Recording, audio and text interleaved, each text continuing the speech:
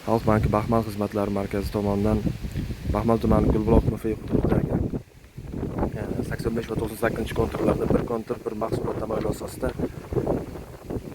loviya ekish ishlari amalga oshirilgan. Ushbu tashkil etilgan bir kontur bir mahsulot tamoyili asosida tashkil etilgan maydonda 12 ta dehqon xo'jaliklari mavjud bo'lib, agregator va lider tadbirkor Sultonov Aliboy fermer xo'jaligi biriktirilgan. Loyiha qiymati umumiy 200 million so'm bo'lib, birinchi ekin mana ekilgan. Ushbu birinchi ekindan 436 million so'm daromad ko'rilishi ko'zda tutilgan bo'lib, ikkinchi hosildan ham 436 million so'm daromad ko'rish ko'zda tutilgan.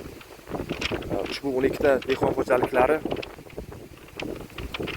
yillik sof foydasi 69 million so'mdan 87 million so'm foydagacha